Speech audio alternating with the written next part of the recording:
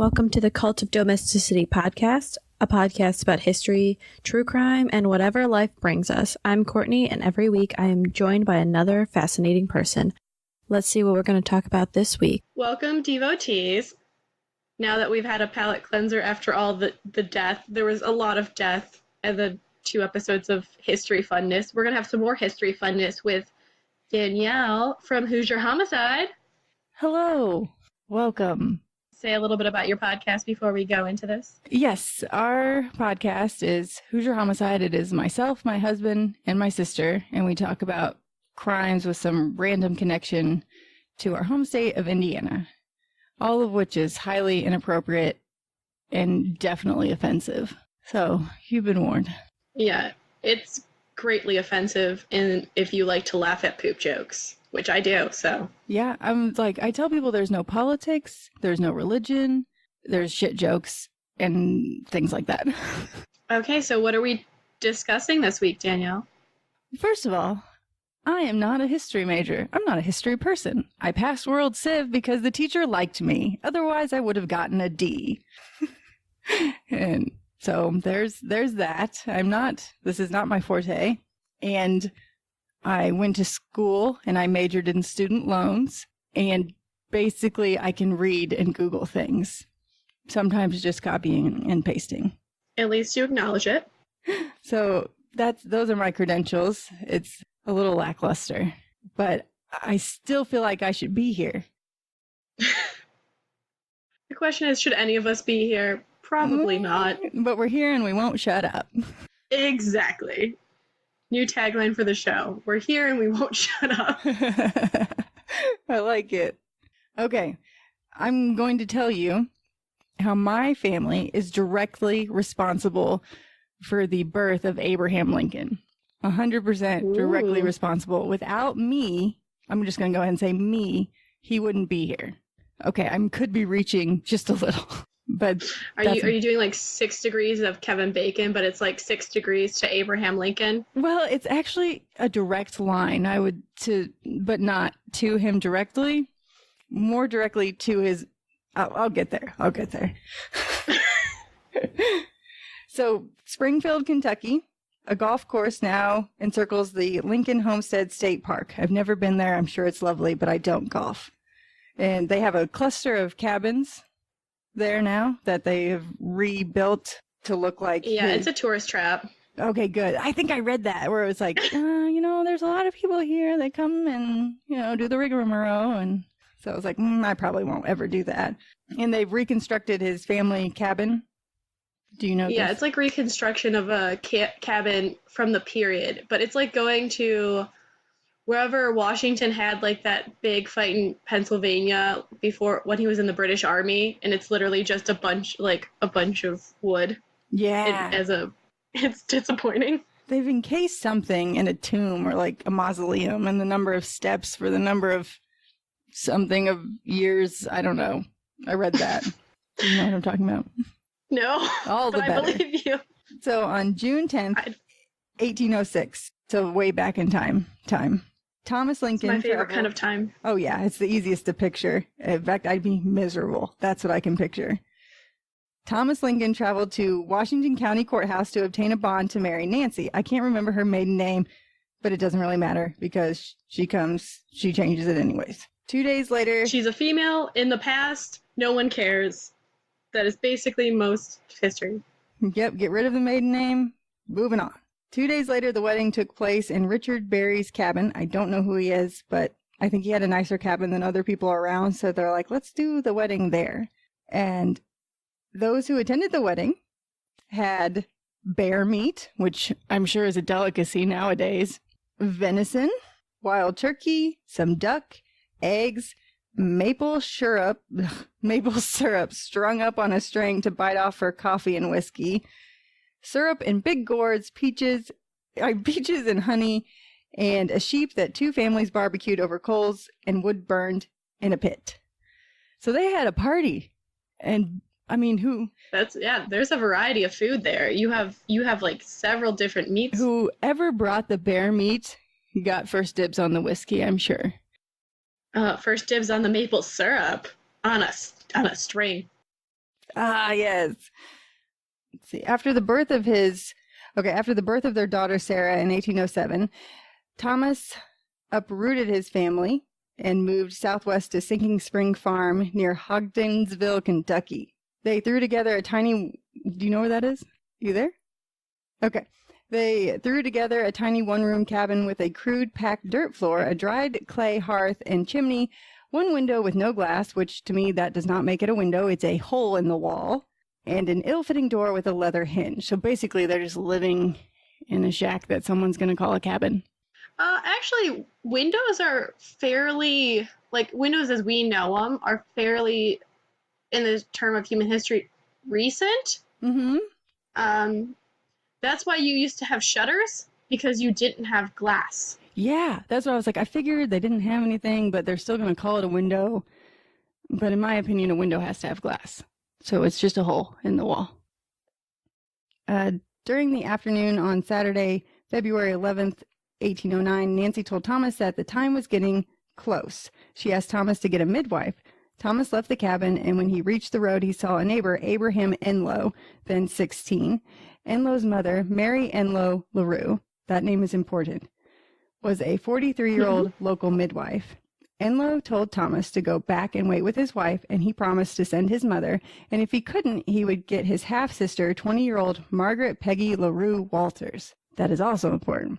As it turned out, Peggy Walters was the one who returned to the Lincolns' cabin.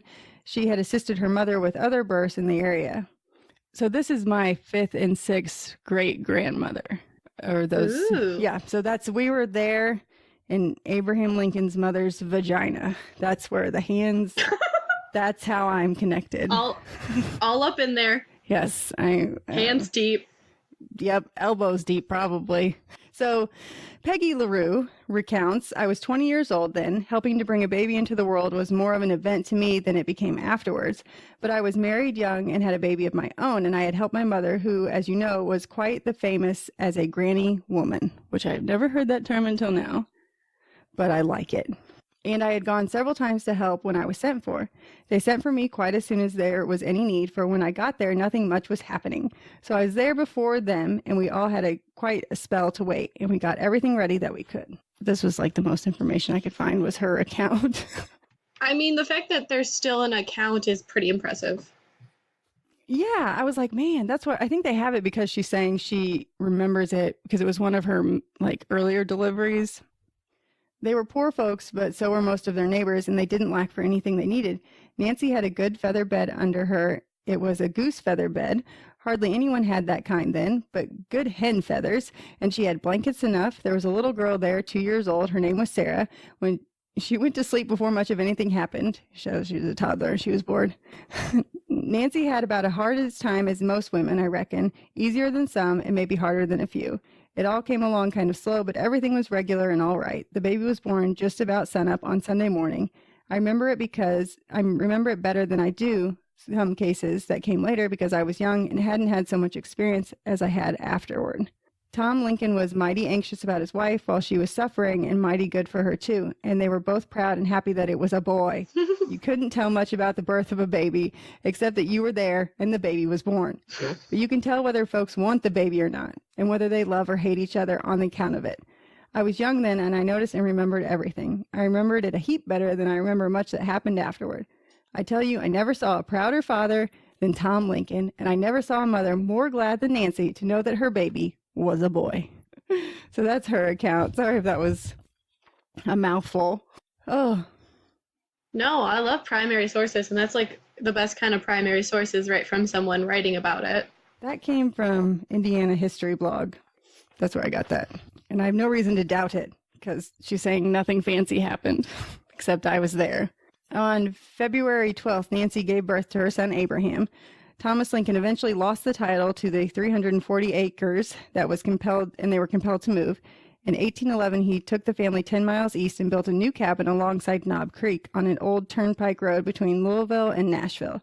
A few miles away at Ashtonville, a road marker identifies the spot, and that is where he and his sister first attended blab school, which is people yelling at each other for learning purposes. I hadn't heard of that, like the repeating things out loud in unison. I was like, that sounds awful. Yeah, it's just, well, think about it too. It's not just like, it's not grade wise.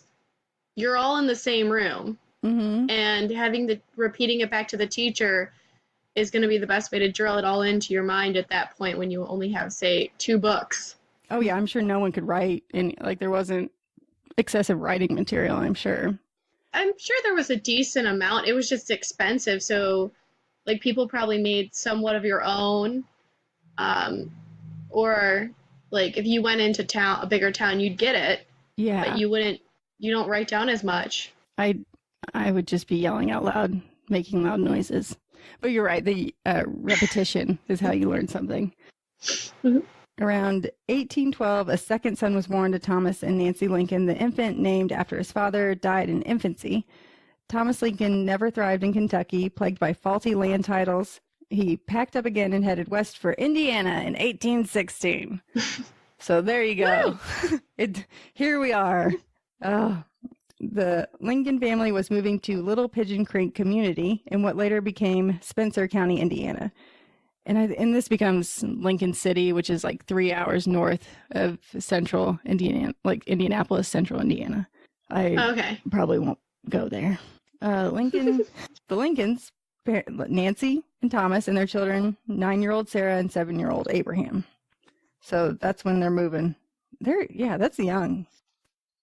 Abraham never forgot the brutally hard journey, part of which required the Lincolns to hack their way through thick, uncharted underbrush. Never a good planner, Thomas arrived to stake his claim in a harsh winter and had time to construct only a 3-sided cabin exposed to the elements and barely warmed by a fireplace that had to be stoked 24 hours a day. That is very poor planning. Oh, my God. It's cold here right now. It's going to be so cold tomorrow that if you go outside, your tits will fall off.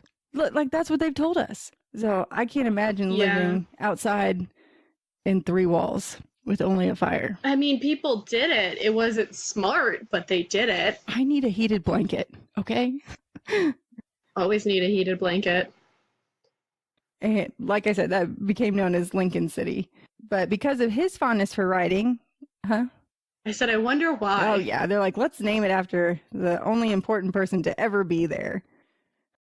Because of his fondness for writing, and because neither Thomas nor Nancy had ever quite mastered the skill, Abraham became the de facto letter writer of the family, penning letters to neighbors and family left behind in Kentucky. So he's writing to my family. I've decided I have no real proof of this, the LaRues. And there was an account, because once he became the Abraham Lincoln, rumors would start to fly around that his biological parents were not, in fact, his parents. So his dad wasn't his dad. And one of the names that gets thrown around a lot is Abraham Enlow, or someone with the last name of Enlow. And I don't know if there was one, if it was in Connecticut or something, that they're saying that this man came with Nancy and Abraham as a baby and brought them to Thomas Lincoln and said, I will give you this much money to take my kid and my wife for whatever reason. It was dumb. Another accusation was Abraham Enlow, the boy that he ran to say, hey, my wife's going into labor. Can you go get your mom? And one of the reasons they didn't believe that his dad was his dad is because he didn't look like his parents. So they didn't have the knowledge of genetics like we do now. Like NBA players are usually much taller than their parents, and they're still their parents. I was going to say the wife theory. There was actually it was kind of a way of divorce, as like you would sell your wife to another man. I didn't understand. I was like, that's rude. I don't know how common it was in America at this point, but it was a way, like, kind of like sometimes mutually agreed, sometimes not, but it happened. Yeah, and I think that's what, I think they were really just reaching for his dad not being his dad because they didn't look alike, and now they've gone back and proven, like, they were together. They were married. They were living together. They did it. They had a baby. My great-grandmothers were there when the baby came out. Okay, so he could write. In autumn of 1818, the little community was struck by an illness which went by many names. Puking fever, bilious fever, swamp fever, the slows, which is my personal favorite, but most commonly, milk sickness. Gag me. Ugh. The cause, no, thank you. Yeah, no, I can pass. The cause is now known to be from drinking milk from a cow that ate a plant called white snake root. I was like, no, it's not known. I didn't know that. And it contains the poison trimetol. I did not Google that, but I am qualified to Google. So I'm pretty, there's people who study, like for history, they're like, they study that kind of stuff. Trust me, they probably know. They like figured it out and like went back and like looked at all the occurrences and are like, okay, here it is, here it is, here it is. Yeah. Because they're nerds. They're the best kind of nerds, though. Oh, yeah. And if you didn't know that that's what caused it, like, I don't know how long it took them to connect it's milk that's doing this, because it's probably a high calorie source for people. It would be cow's milk. And probably the easiest protein you could get if you don't want to kill your chickens or anything else. Also, another reason not to drink milk. Good to know. Yeah, so Nancy started showing the first symptoms of the illness in late September: weakness, dizziness, and loss of appetite. And on October 5th, 1818, Nancy died.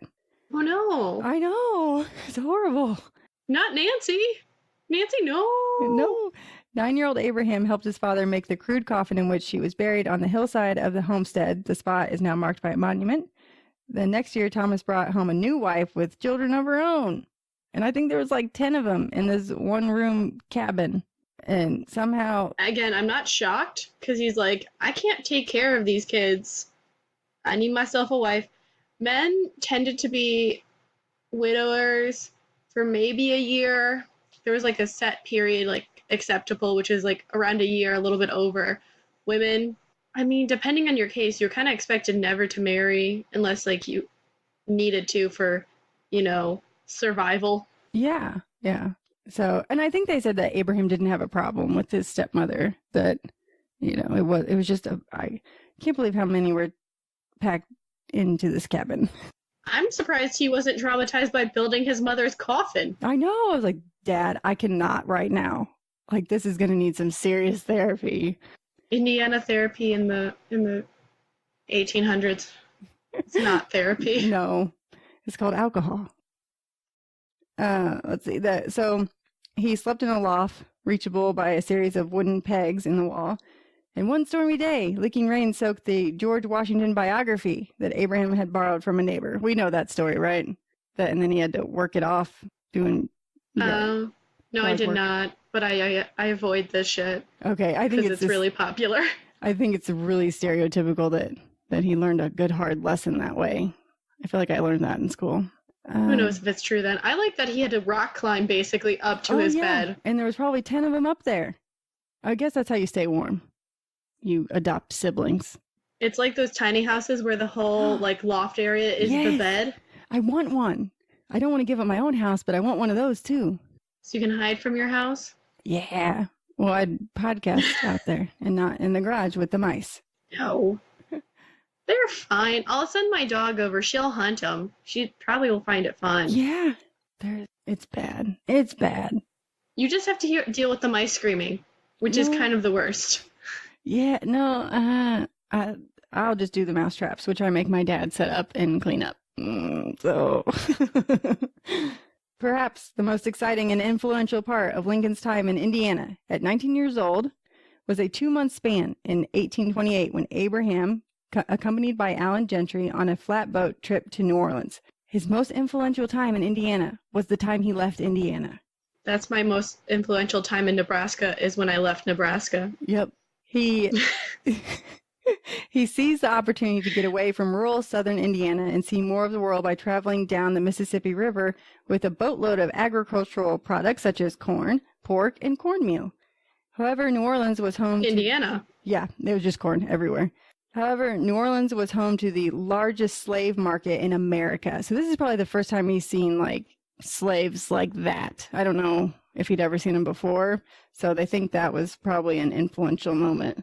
Again, not in Indiana. Well, Kentucky, if he remembered Kentucky had a decent slave population. Yeah. I was like, it can't be that void of him ever seeing them. I don't know if he ever saw, like, obviously this slave market would be much larger, I think. I mean. Also, like, because of New Orleans being Spanish and French, the slave market was a little different than, like, an American slave market. That makes sense. Well, kind of. I mean, it's just different. Yeah. So Still better than the factories over in Africa. Those were way worse. yeah. Abraham Lincoln spent the rest of his impoverished youth in the Hoosier state. Not until 1830 did Thomas uproot his family yet again and head farther west to Illinois. Abraham was now 21 years old, and he helped his father build a new log cabin near Decatur. He returned only once to his boyhood home in 1844. His visit brought back memories of the losses and experiences here, as well as some of the more joyous times. I don't know what. Inspired, he wrote the poem, My Childhood's Home I See Again. Well, I'm kind of sad we've lost that randomly writing poems about shit oh yeah, just anything you phase see. in our lives. Instead of writing an account, you have to write a poem. Like, oh tree, you are such a good tree. You give me shade. I don't know how to write poems. So that's all I got. I'm not going any farther. People write about Abraham all the time. I'm just writing about the beginning. Yeah. And You hit about half an hour, so that's good, right? maybe a shorty. I'm okay with it. I mean, Okay. there wasn't no much to say. But let's see. My dad said that his sister did a project in school where they said we were related to Abraham Lincoln. I've yet to find that, just that we were living around his family at the same time and happened to be able to deliver babies. That's all that I found. I mean, basically, you made sure your family made sure he didn't die in childbirth. Yes. So you're welcome, Which is important. world. I am solely responsible. I'll make sure everyone knows. We'll get a banner, some skywriters. I need to feel good about something that I actually had nothing to do with. Yeah, you had very important ancestors that people know about. What's not fun about that? Yeah. And it's all on my dad's side. My mom's like, okay, whatever. You gotta just be like, yes, good. Mhm, yeah. Cool. Yeah. Oh yeah, that's all the time. That's all the time. Okay, do you wanna do some plug-in? Sure. What do I plug in? You're plugging yourself. Oh. I thought it was for another podcast. I was like, I didn't bring any other promos with me. It's just me. Yes, I expect you, when you visit, I expect you to bring the promos for the episode and more things. I don't know. Bring a box of things. A tackle box of mousetraps. That's what I bring to the party. I don't want them. I would like some salt, though, because I'm probably going to wipe out tomorrow. And that'll make 2 weeks in a row I've probably fallen outside of my apartment. Okay. We are Hoosier Homicide. You can find us at Hoosier Homicide. I don't want to spell it for you. I might spell it wrong. All the things. It will be tagged. Yeah, there you go. Click the link. Okay. Well, thank you for coming to play. Thank you. And next time, I will be telling Danielle a story about murder. Yes, no one died in my... Well, okay, people died, but it was because of milk, and that doesn't count. Death by milk. Okay. Bye. Bye. In 5, 4, 3, Hey, everybody. This is Danielle, and this is Daniel. And I'm Carla, and we are Hoosier Homicide. a true crime podcast by Hoosiers for Hoosiers, or for anyone that doesn't know what a Hoosier is. Whoa. I don't know what a Hoosier is. Do you? Yes, as a matter of fact, I do. Great. We don't need to look anything up. Go to Wikipedia and type in Alabama Hot Pocket, No, don't do that. and that'll tell you what a Hoosier is. Just come listen to us. You'll find out. Anyway, you can find us on Twitter and Instagram. Our handle is @Hoosier Homicide. You can also download any episode you prefer off of Stitcher, Podbean, iTunes, Google Play, and Spotify. We tell true crime stories with some random connection to our home state of Indiana. So come listen. That's what she said. For the love of God. And for honest to goodness, Stay out of the corn. Pretty good. Hey guys, it's Tammy Merhep Chavez. And Bryce Mitchell-Williams. We are the hosts of Hollyweird Paranormal. It's a podcast about Hollywood true crime and the paranormal based out of Los Angeles, California. We spike this Hollywood cocktail with stories of true crime and its paranormal aftermath, along with dirty Hollywood scandals and secrets that make up this weird city of Hollywood and its surrounding areas that make up this crazy state of California. Catch our episodes every Sunday on iTunes, Google Play, SoundCloud, Blueberry, and Stitcher. Stitcher. Life is too short to be normal. Stay weird with Hollyweird Paranormal. All right, but you mentioned a cocktail, and now it's all I'm craving. Right, let's end this promo and get one. Yes.